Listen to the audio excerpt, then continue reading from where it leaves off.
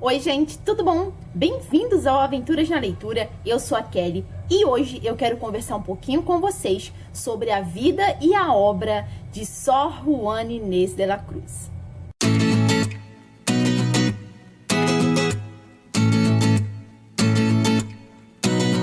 Por meio de sua obra, reserva ao leitor um punhado de enigmas. Por meio de sua vida, Sor Juana Inés de la Cruz é o maior prodígio mexicano de todos os tempos. Gente, recentemente eu mostrei em algum vídeo aqui do canal também que eu li esse livrinho aqui, Mulheres, esse livrinho não, esse livraço, Mulheres, Mitos e Deusas, da Martha Robles, onde a Martha vai fazer um apanhado histórico das grandes mulheres da nossa história. Então, aqui ela falou de grandes personalidades e os acontecimentos do mundo vistos pelo olhar da mulher. E então eu encontrei aqui a Sor Juana Inés de la Cruz. Achei a história dela interessantíssima e recentemente a Netflix colocou pra mim como sugestão, né, aquelas séries que a Netflix acha que a gente vai gostar, a série mexicana Juana Inés. E eu decidi assistir para conhecer um pouco mais da história dessa grande mulher. E que história sensacional! E eu quero contar um pouquinho dessa história para vocês agora. Juana Inés de la Cruz foi uma freira, uma religiosa da ordem jerônima. E ela foi uma das grandes poetas, se não a maior poeta do período colonial do México. E ela marcou a história. Infelizmente, aqui no Brasil, a gente não tem muitas coisas sobre ela. Tanto é que na internet, pesquisando, né, depois que eu assisti a série, li esse capítulo do livro sobre ela, eu li algumas poesias em espanhol, porque as obras dela não foram traduzidas para o português. E as poesias dela são de um encanto, são de uma profundidade, de uma reflexão que é difícil da gente imaginar, gente. Ou falando pra vocês assim, são poemas extremamente delicados, alguns muito críticos e reflexivos sobre a situação da época, sobre o amor. Ela me conquistou. Eu comprei 2 e-books dela no Kindle, depois eu vou deixar a capinha aqui pra vocês, com algumas poesias dela. A série é dividida em 7 capítulos, cada capítulo tem aproximadamente 50 minutos a 1 hora. Então a gente assiste rapidinho, consegue maratonar em 1 ou 2 dias. Eu assisti em 2 dias, porque eu não conseguia parar de assistir, eu tava de férias, então aproveitei para conhecer mais sobre Juana Inés. O nome de batismo, no caso, é Juana Inés de Asbarre e Ramírez Santillana. Ela aprendeu ali aos 3 anos, só observando a professora que ia até a casa dela, ensinar as irmãs. Então ela nunca teve um ensino propriamente dito para ela, né? Exclusivo para ela. Ela sempre ficava com 3 anos de idade, olhando a professora ensinar para as irmãs. E aos 5 anos ela já sabia ler e escrever. Segundo os estudiosos, os pesquisadores da vida dela, a gente tem um bem famoso que é Octávio Paz. E ele lançou um livro com a biografia dela, que aqui no Brasil hoje em dia é muito difícil de encontrar. É traduzido, né? Uma biografia traduzida, que se chama As Armadilhas, Juana Inés, As Armadilhas da Fé, se eu não me engano. E é bem difícil de se encontrar, acho que a gente só vai encontrar na estante virtual ou em sebos por um preço bem salgado, mas vale bem a pena.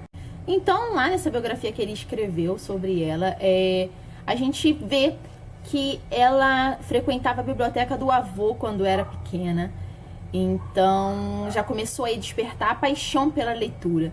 Durante sua vida, ela acumulou 4.000 livros em sua biblioteca. 4.000 livros, gente. É uma senhora de uma biblioteca. Ela era autodidata e ela aprendeu muito sobre ciência, sobre astronomia, sobre história, sobre teologia, tudo sozinha. Bem cedo ela passou a viver com os tios e, conforme ela foi adquirindo certa idade, com 16 anos, os tios decidiram enviá-la para o palácio, né, dos vice-reis. Então, aos 16 anos, ela ingressou e foi dama de companhia da vice-rainha Marquesa de Mancera. A A série mostra pra gente uma relação bem diferente de uma dama de companhia na época, porque a vice-rainha tinha uma idade avançada, lá pros seus 50 anos, e a série mostra que a vice-rainha queria ter um caso com Juana Inês. Mas assim, era notório que Juana Inês se sentia incomodada com aquilo na época, né? Exatamente com a Marquesa de Mancera. Ainda não se sabe, até hoje não se sabe se isso realmente aconteceu, né? Tem especulações, porque muita coisa da história da Juana Inês se perdeu no tempo. Então, né, há especulações até mesmo pelos poemas que ela escrevia para a Marquesa. Ela escrevia, gente, porque naquela época precisava, digamos, que puxar o saco do vice-rei e da vice-rainha, era normal. Então, por isso que até hoje existe uma certa dúvida se ela realmente teve relacionamentos com as vice-rainhas, né? Mas a série mostra esse lado da história, né? Então, é bem interessante. Gente, pode ser que eu fale alguns... Não é spoiler aqui, é um vídeo de uma história real. Mas vale muito a pena assistir a série, porque tem alguns detalhes que eu não vou dar conta de contar pra vocês, que é legal vocês assistirem. Ela queria ser tutora, né, professora da filha dessa marquesa. Só que aquilo era um absurdo na época, né? Todo mundo já estava meio assim com Juana Inês pelo fato dela querer ler, dela querer entrar na biblioteca, sendo que naquela época o conhecimento era bem restrito, né? Tanto que só os homens podiam ingressar na faculdade. Teve uma época da vida da Juana Inês que ela chegou a se vestir de homem com o objetivo de ingressar na faculdade. Porque ela queria ter acesso aos estudos, mas naquela época não podia, a mulher não podia. Então teve uma época em que ela queria ser tutora da filha da marquesa. E então, gente, vieram estudiosos de várias partes do México. Estudiosos, religiosos, né? Só gente assim, da alta patente. Grandes intelectuais, grandes homens intelectuais.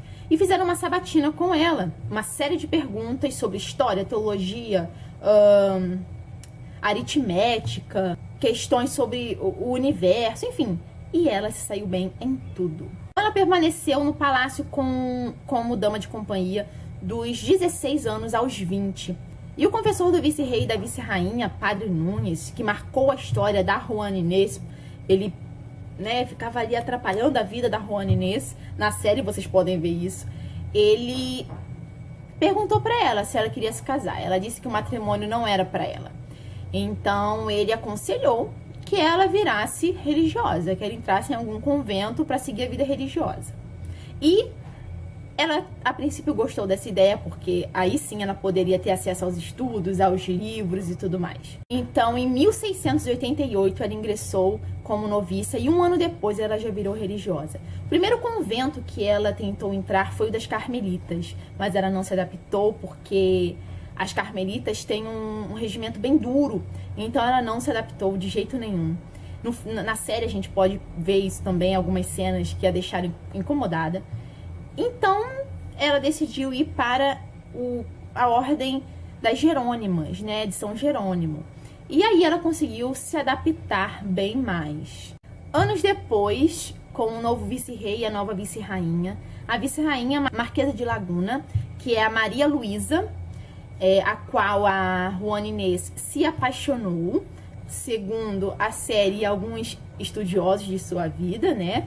Ela se apaixonou pela Marquesa, as duas tiveram um relacionamento escondido e Juana Inês escreveu então 40 poemas para ela, mas esses poemas foram diferentes porque foram escritos de coração e não por obrigação, como para outra vice-rainha. Tanto que essa vice-rainha levou as obras da Juana Inês, os escritos, para a Espanha para serem publicados. Só assim que a gente consegue hoje ter acesso aos poemas, graças à Marquesa, que levou toda a sua obra para a Espanha. E, se eu não me engano, a obra foi dividida em 2 tomos. Desculpa, em 3 tomos. Durante sua vida, Juana Inês também foi acusada de heresia por contradizer uma teoria do padre Antônio Vieira. E aquilo foi tido como um absurdo. Também foi acusada de desacato à autoridade, então ela poderia ser morta. A condição para que ela não fosse morta era que ela deixasse de escrever, de ler, enfim, que doasse todos os seus livros, seus 4.000 livros. E, gente, ela fez isso, né? Imagina a dor dessa mulher em fazer isso, que ela parar de fazer o que ela mais gostava. Mas ela fez. Ela depois se entregou a Deus, assinou o nome lá no termo que o bispo mandou ela assinar com o próprio sangue. Ela foi batizada no dia 2 de dezembro de 1648, porém ainda tem uma dúvida em relação ao seu nascimento, se foi em 1648 ou se foi em 1651. Mas enfim, como a data do batismo foi 1648 e eles, se eu não me engano, eles têm esse documento, ainda existe esse documento, então é o ano, né, de nascimento mais certo, 1648. Ela morreu jovem, mas para a época era a idade mais ou menos que normal, né, aos 40 e poucos anos, onde o convento onde ela vivia, da Ordem de São Jerônimo, foi contaminado pela peste. Então muitas irmãs morreram pela peste e ela foi contaminada também.